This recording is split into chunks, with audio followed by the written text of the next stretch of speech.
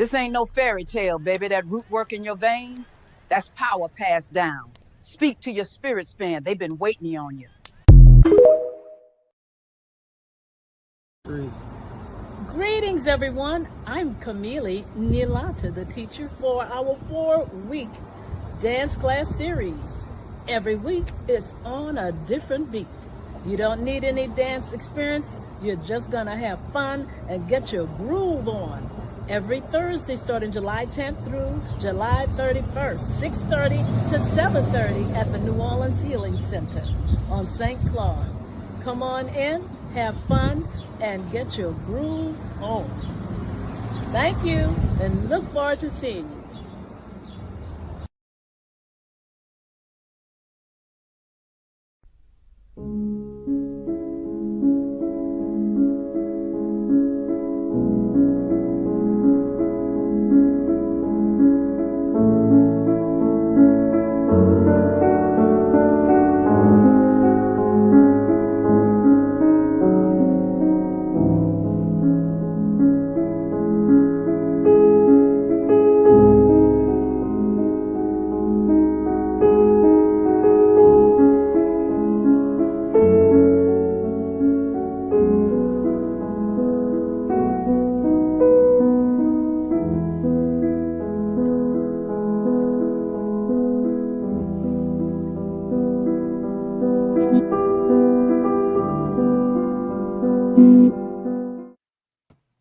Greetings, honor and respect, honor and respect, honor and respect. It is another edition of Revolutionary Hoodoo, New Orleans Voodoo Secrets and Recipes. Voodoo Hoodoo 101, if you will. Powered by, produced by, promoted, sponsored, and supported by NOIVD, New Orleans International Voodoo Day. We certainly want to continue to invite you to join us. 2026 New Orleans International Voodoo Day promises an inspiring and immersive experience with a diverse lineup of engaging events. Highlights include an educational symposium featuring distinguished speakers from around the world and the local community, including a delegation of scholars and spiritual leaders from Benin and Haiti, as well as art exhibitions showcasing voodoo-inspired works by talented local and international artists. The event will also feature a children's program, an Afro-ecology exhibit exploring the sacred nature of plants in the voodoo tradition, their role in spiritual practices, and their connection to our ancestors. The weekend will culminate in a ceremonial procession to 9 significant sites throughout the city, the locations where the enslaved were brought ashore, held, auctioned, and where they later found community. This journey will begin at the transatlantic slave route to the New Orleans marker on the moonwalk at the river and conclude with a traditional voodoo ceremony at Congo Square. Additionally, visitors can participate in interactive workshops, community discussions, and opportunities to connect with practitioners and cultural experts throughout the year leading up to May 2026. This multifaceted celebration offers something for everyone, creating a meaningful space to honor the past, celebrate the present, and inspire the future. Please continue to visit us, support us, send your donations by way of www.voodooday.org. Again, that's www.voodooday.org, voodooday.org. All is truly and indeed a blessing. I want to thank those of you who continue to show up and support this live podcast every weeknight at 9 p.m. Central Standard Time. And we will begin to open the mics of our beloved co-host, Brother Joshua Nylan Tanner, the Sister Toni Martinez, and Elder Reggie Green, faithful team member and supporter of NOIVD. But before I do so, I want to sort of set a stage, if you will. Hoodoo and the Mississippi Delta, blues, spirituality, and Conjure, written by Keon Dillon. The Mississippi Delta, known as the birthplace of the blues, has long been a region steeped in rich spiritual traditions, including hoodoo, a practice deeply rooted in African spirituality brought over by our enslaved African ancestors. Hoodoo became a powerful tool of survival and resistance, and it flourished in the Delta's swampy, mystical environment. As blues music emerged in the early 20th century, it often carried with it the spiritual essence of hoodoo, capturing themes of magic, power, and the supernatural. The connection between hoodoo and the blues is unmistakable, with many blues songs reflecting the language and symbols of hoodoo. These songs reveal how spirituality, folklore, and the realities of life in the Delta intersected to create music that spoke not only to personal struggles, but also to the larger cultural and spiritual realities of African American life. Blues musicians, many of whom lived in the Mississippi Delta, were often familiar with hoodoo practices either through personal experience or cultural influence. These themes made their way into their music, creating a unique blend of spirituality, folklore, and survival. Some songs directly reference hoodoo rituals and symbols, while others use more subtle nods to the practice. Let's explore a few notable blues musicians who incorporated hoodoo themes into their music. Robert Johnson, the Crossroads legend. Perhaps the most famous blues musician associated with hoodoo is Robert Johnson. Johnson's legend is steeped in hoodoo folklore, particularly the story that he made a deal with the devil at the crossroads in exchange for his musical talent. The crossroads are significant to hoodoo, representing a liminal space where the physical and spiritual worlds meet. In Ifa, we say Eshu. In Haitian voodoo and Louisiana voodoo, we say Legba or Papa Legba governs the crossroads and is accused of being a bit of a trickster. The crossroads are significant in hoodoo, representing a liminal space between the physical and spiritual worlds. The folklore, whether literal or metaphorical, underscores the connection between hoodoo and the blues as spiritual systems for navigating life struggles and gaining power. Johnson's song, Crossroads Blues, is one of the most iconic representations of this theme, published and produced in 1936. That would be 2 years before my father was born.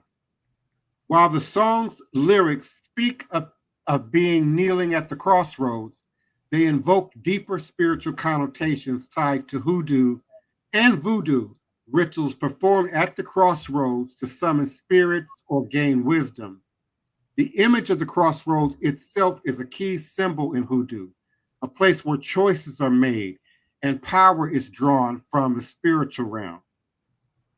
Next is Muddy Waters, Conjure, and Love Spells. Muddy Waters, one of the leading figures of Chicago's blues, was born in the Mississippi Delta and grew up immersed in the region's hoodoo traditions. His music often reflected these influences, with many of his songs referencing hoodoo practices such as conjuring and love spells. In Hoochie Coochie Man, 1954, Waters sings about being born with the Hoochie Coochie power, another term associated with hoodoo magic. He mentions a fortune teller who tells him his fortune, invoking the image of a hoodoo practitioner offering guidance and insight. The use of mojo bags and other magical items is also prominent in his lyrics, symbolizing how hoodoo practices of protection, love spells, and empowerment became intertwined with his personal narratives. Another legendary blues musician, Coco Taylor, was known for her gritty voice and powerful stage presence.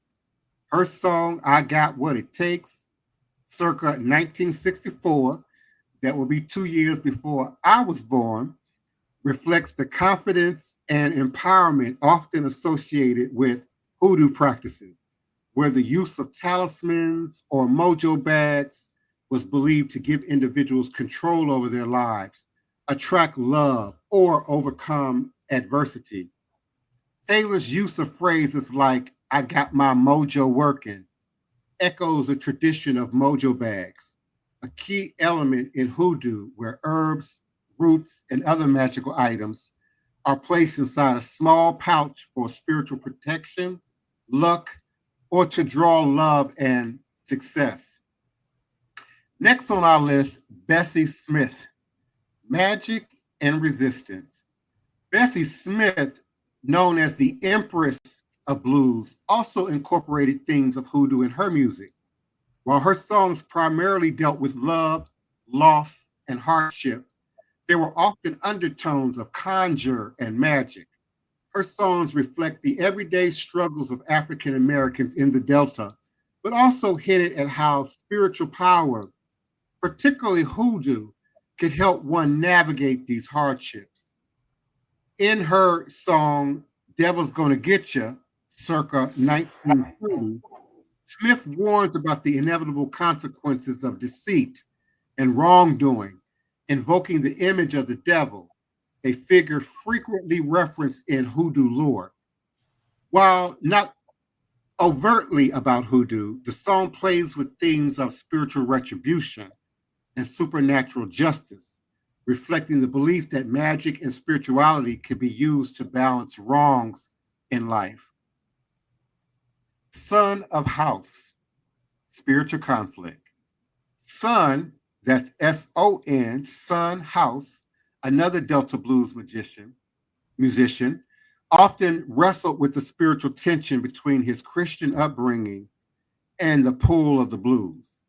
In songs like John the Revelator, 1965, House combined biblical themes with the deep spirituality of the Delta, reflecting the synchronization that occurred between Christianity and hoodoo, as demonstrated in the Black spiritual churches, which Elder Reggie often makes reference to. And while House's music leaned heavily on Christian themes, the underlying current of spiritual conflict mirrors the experiences of many African Americans in the Delta who practice hoodoo while attending church. The blending of religion or religious and magical traditions in his music speaks to the complexity of spiritual life in the Mississippi Delta. Hoodoo's influence on blues music goes beyond the individual songs or the musicians. It reflects the broader cultural landscape of the Mississippi Delta. The region's rich folklore is filled with stories of conjurers, root workers, and spiritual battles fought through magic. These narratives found their way into blues, which became a way for musicians to channel not only their personal hardships, but also their mystical spiritual power of the Delta. In many ways, the blues became a form of conjure itself, offering listeners a way to confront and overcome life struggles, just as hoodoo provided spiritual tools for protection, love, and power. The musicians who drew on hoodoo themes in their music were not only reflecting their personal experiences, but were also tapping into a larger cultural reservoir of spiritual knowledge that had been passed down through generations. And in conclusion, the deep connection between hoodoo and the blues is a testament to the resilience of African spiritual practices and their lasting impact on American culture. Blues music provided a way for hoodoo traditions to survive, even as they were transformed and adapted to meet new circumstances. And whether through the crossroad, mojo bags, or conjure songs, the legacy of hoodoo in the blues continues to resonate today, reminding us of the power of spirituality, music, and cultural survival. And we want to now bring in our beloved co-host, my wild man and first priest and blues performer, musician, Joshua Nylan Tanner. We will then open with Elder Reggie, Green Soap on this platform. What's the name of your temple, Elder Reggie? Shrine of the White Cloth. I'm sorry. Shrine of the White Cloth. Shrine of the White Cloth. And then we will bring in Sister Toni Val Martinez. Good day, everybody. Hope you guys having a good night. Man, the blues and hoodoo. That. How can I say this? I would like to say that as being someone who has a love and a strong passion for the blues and connection to the blues, I would say that it's as we represent and move forward, like in life, who we are, how we are, and how we carry ourselves forward. I must say let's say this, it's a very pure thing. It's a very special thing.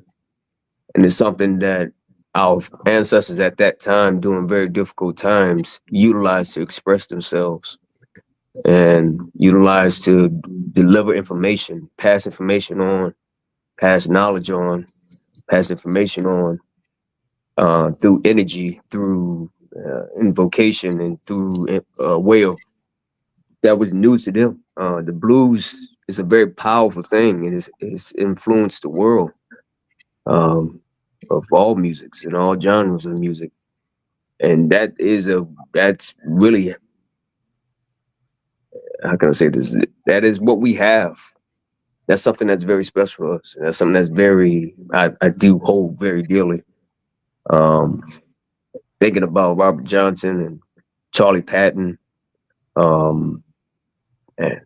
and thinking about the influences that they had and what they sung about, listening to a lot of those old records and hearing their pain and hearing the words and their way of expressing themselves, a lot of times using a language that they had to adopt and they had to take on, that came from themselves, from Africa, from here in America. Like it really, how can I say this? I feel like the blues and the underlying of that is really the foundation of what America is and what it wants to be. It's perseverance through everything, no matter what. Greeting, Brother Joshua. Beautiful, beautiful testimony right there. Greetings, Divine Prince. Greetings, Sister Toni, and greetings to the collective audience in the chat. Divine Prince, once again, you put us on a real nice path. I like to read a one small paragraph, because something I like to do, some people call it voodoo or whatever. I do like to burn candles. And in this particular book that I wind up buying, they make reference to blues, hoodoo, and candle burning. I like to just read the passage right quick. It said in the 1924 song Hoodoo Blues, written by New Orleans native Spencer Williams, who was born in 1889 to 1965, and recorded by Bessie Brown, contains one of the earliest mentions of candle conjurer. Shortly thereafter, the systematic use of candles in African American folk magic was noticed by folklorists such as Newbell Niles Puckett, Zora Neale Hurston, and Harriet Middleton Height. With that, I want to say, so yeah, hoodoo and blues seem to be a marriage that goes step by step. And we also got a snapshot of it in the movie Sinners. So it's a real good topic you touched on tonight, Divine Prince. Sister Toni?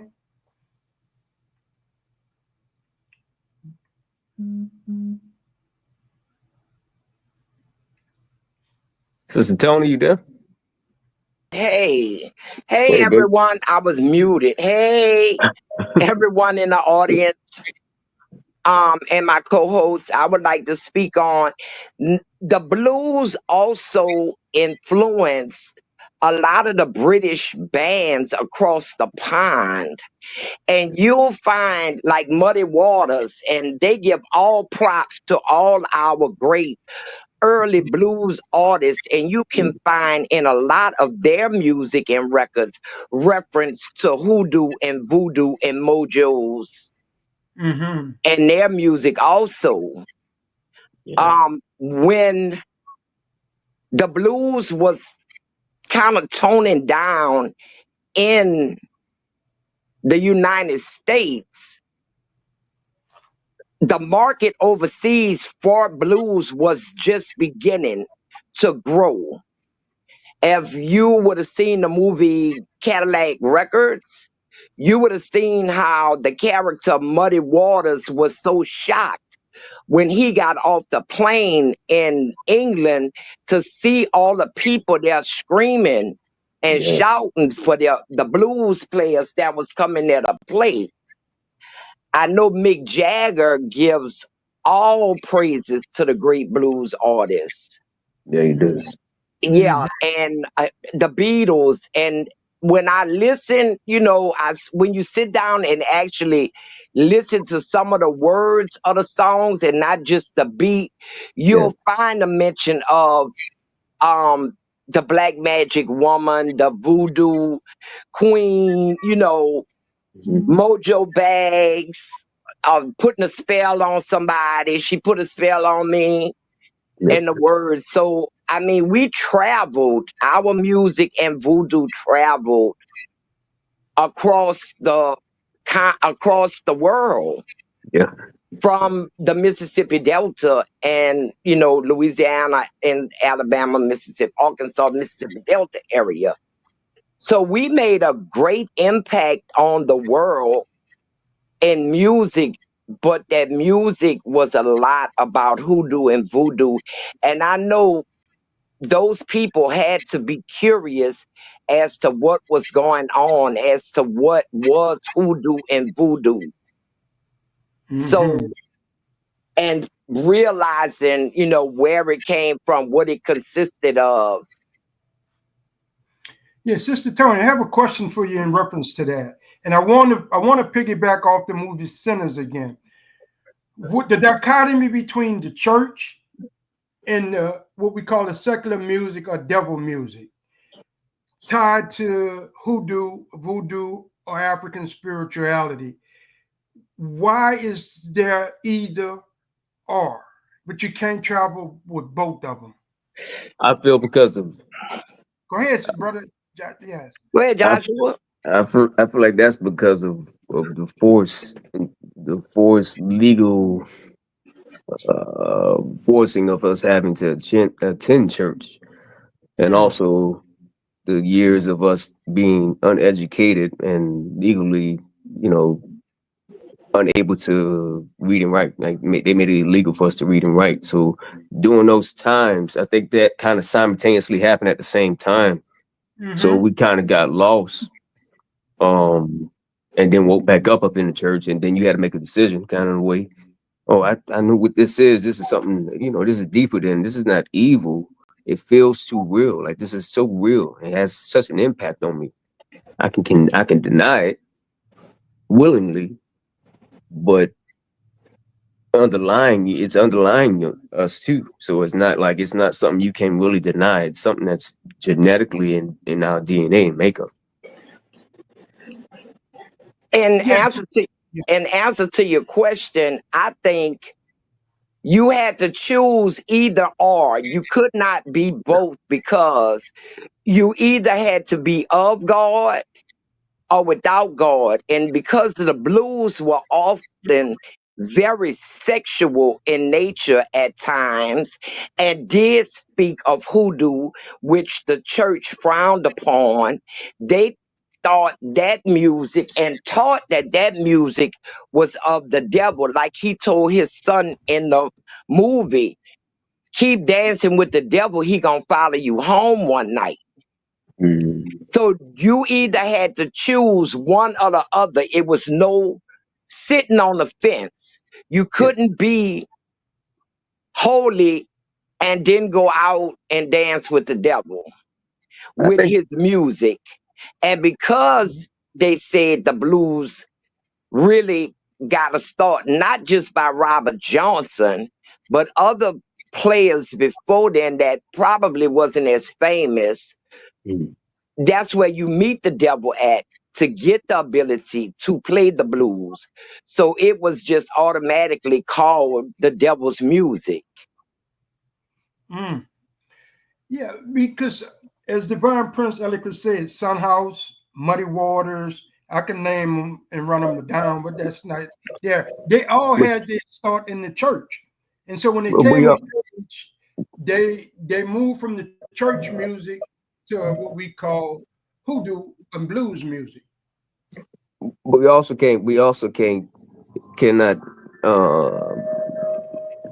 consider, how can I say this, the influence of the indigenous people here too. I feel like the pentatonic scale within that scale is something that marries over to not just indigenous music here, but all over the world, like sacred music. So I feel like it has its influences so deep that it's a part of the makeup, it's part of the ground, it's part of the earth we stand on. Like it's an earthly type music. That it anything that it underlies, it elevates naturally because of the science and the chemistry of it.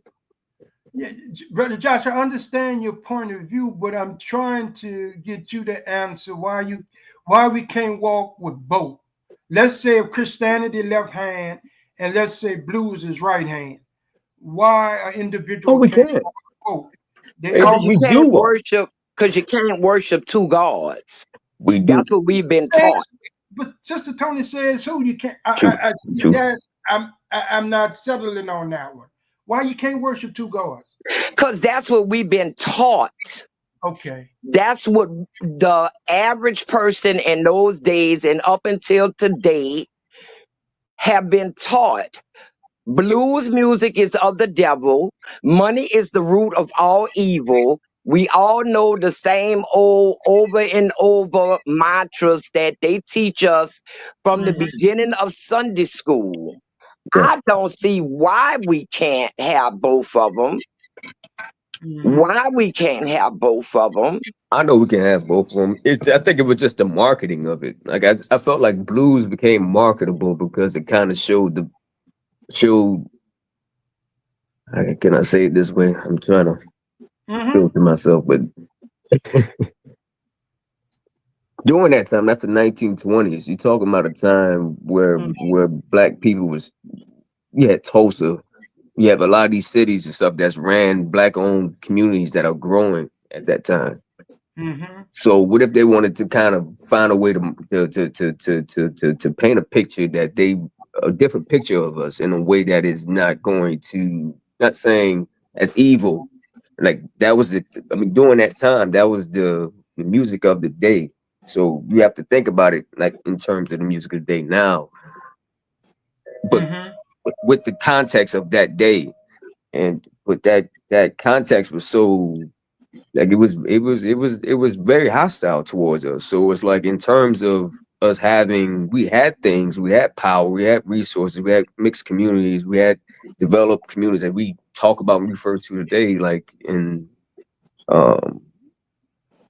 as I referred to earlier, Tulsa, Greenville. We had a lot of big black towns during that time. Eatonville, where Zora Neale Hurst is actually from.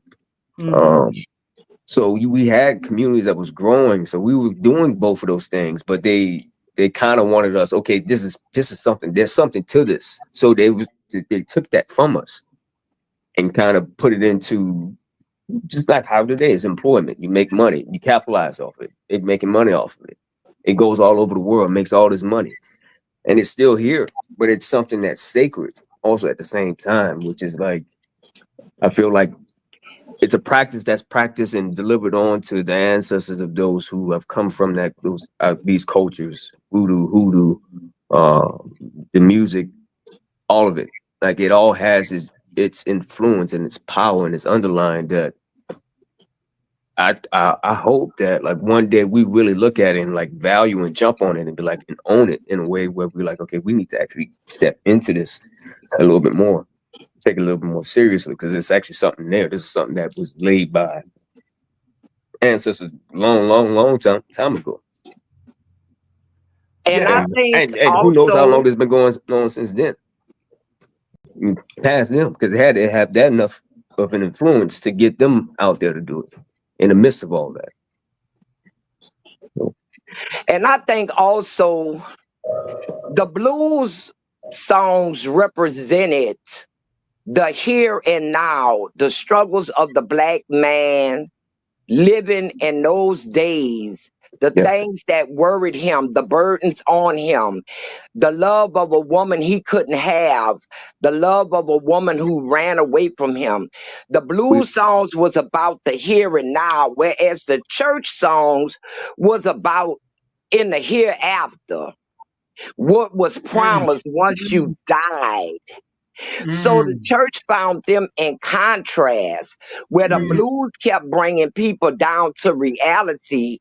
The church choir kept bringing them off into this mystical fairy tale land that they could only see once. They was competitors. Yeah. The church looked at blues as a competitor.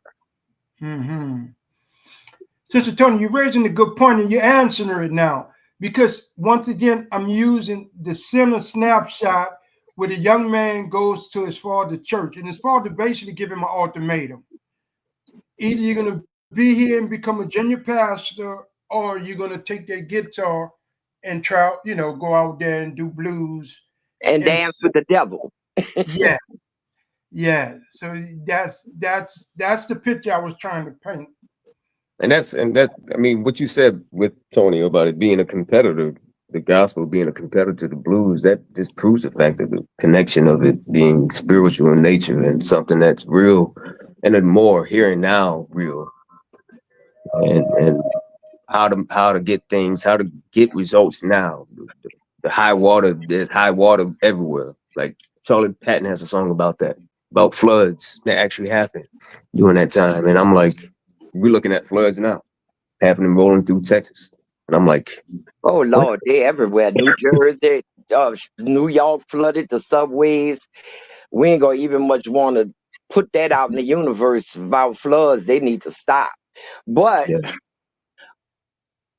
I think it was because of the competition that the churches made blues so bad. Because they were in competition. Because if every soul went out to the juke joint and spent their money on Saturday night with the blues concerts, they wasn't gonna have no money to come in and put in the basket on Sunday. Yeah, but you got, yeah, you're right. But also, it's also the fact that blues is connected to a different source of spirituality that's rooted in something that it's really a part of us. They really try to keep that away from us. And I remember even as a kid being told that. I'm sitting like, this is some cool music, man. Like, why is it evil? I done been at a blues concert where I swear I was hypnotized by the music. I literally had to leave before it was over because of the way it made me feel. I thought I was going to come up out my body and float up over me. That's very powerful. And don't talk about Howlin' Wolf. Oh, yeah. His music. Yeah, his voice, his command. Yeah. But we also got to understand those blues players was showmen. I didn't want to. They were showmen, like pure living showmen.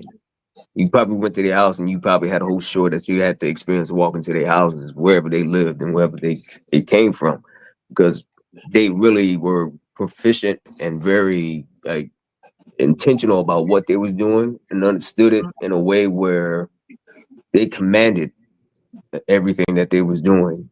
And you can see it like in the amount of respect people have and pay tribute to those people even to this day. And I was still influenced. And that movie, the movie that we was talking about, referencing Sinners.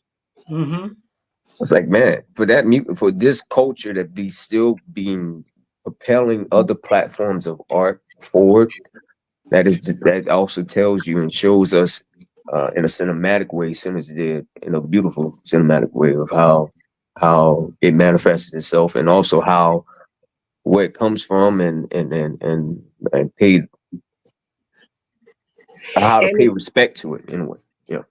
And it's also revitalized with the people today, especially a lot of young people, the blues. They're not going back and listening to Muddy Waters and Howlin' Wolf and all those other great male and female artists. If you could get Big in the Mama right Thornton. algorithm Yeah. on TikTok, you'll see the people that's going into the blues and they commentary on it and they listening to it for the first time. They call it reactionaries, And then some of those songs that were sang by the female blues singers, they was downright X-rated. I mean, X-rated. When you got to the other songs that they did. But Sinners opened up the blues once again to be rediscovered by a whole new generation. Right. Yes, it did. So it won't die out with us whose parents were living in a time that blues was in the making. It's going to be carried on after we're gone. Mm-hmm. And I owe that to the movie Sinners. Mm-hmm. And also the young men that are still playing out there today too, man. I've met a couple of guys that I know back in Phoenix, Arizona. A good friend by the name of Aaron McCall. He's the great nephew of Cash McCall. He was the studio guitar player for Chess Records in Chicago. So he's played with Howlin' Wolf. His family played with Howlin' Wolf and them, and his actual grandmother wrote for Howlin' Wolf. So, and it's very interesting to see the stories and stuff that he has shared to me that his great uncle passed on to him about like Howlin' Wolf, like going to his house and stuff. It was crazy. Like it's a story. Let's tell you a short story. It's a short story of his uncle going to Howlin' Wolf's house. And he literally said he had like 8 like German Shepherd dogs that was in his front yard. And Howlin' Wolf was in the back of the house. So he walks up to the gate to go in there, and he's asking him, like, he's hollering, he's calling Howlin' Wolf. Howlin' Wolf can't hear him. But he has 8 German Shepherds that protect Howlin' Wolf. And they come at him. And I guess Howlin' Wolf heard him, or he saw him through the window, and he came running out yelling. But you know how Howlin' Wolf yell. If anybody knows any of his music, he can holler. And they all like stopped. All the dogs stopped to listen and pay attention to him. That's the type of control and command these type of people had. Like these blues men, these blues women that pave the blues forward to us to be able to have as a gift. Yeah, I'd like to close out, but let me bring it back full circle. As Divine Prince eloquently put it out there, that the blues men wasn't afraid to sing about going get a mojo or having a mojo hand. But when Newbell Puckett done his research, 80% of the men down south had Lucky Charms, mojo bags, rabbit foot, or something on their person. So that tells me those who was in the church house, as well as those who was out the church house, all had mojo hands. With that I say, and we still hold on to mojo hands today. That I say, Ashe, Ashe, Ashe. We're going to close out, give thanks to Divine Prince, Brother Joshua, with the wisdom you brought forth, Sister Toni, your knowledge is superb on top. And our collective audience, and Ray Alexander, who always keep us interested with his chat typing. We say good night, good night, good night. We see you tomorrow night. Thanks, everyone. Good night, everyone. This ain't no fairy tale, baby. That root work in your veins, that's power passed down. Speak to your spirit span. They've been waiting on you.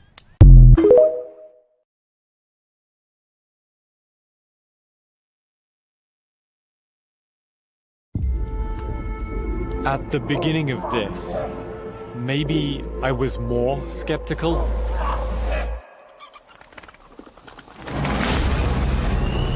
As the days have gone on, I'm not sure what I think anymore.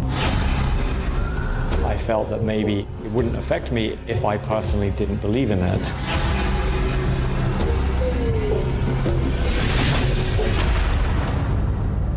So, knowing what you know now, would you still get cursed?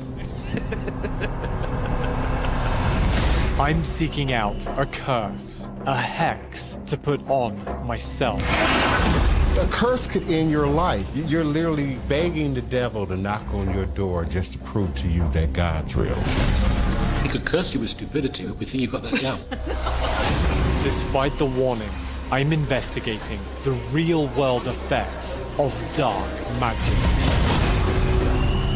Looks like you have a lot of love and a lot of opportunity. You are going to cause damage to that. How do you feel after doing this? Evil. That must be quite seductive. That's the power you're calling on. The devil, right? Quite seductive. I'm going to enter into a pact with Satan. Señor Satán, Lucifer, presentamos a este hermano. Con tu fuego purifica. Wyong is pretty much the epicenter of all black magic. People are very scared to even talk about it. Y'all better not call me at 2 o'clock in the morning talking about this man is dead. I don't want to hear that. I have this physical feeling that something bad is coming. What have I done? You're going to have to find faith in this in order to undo it.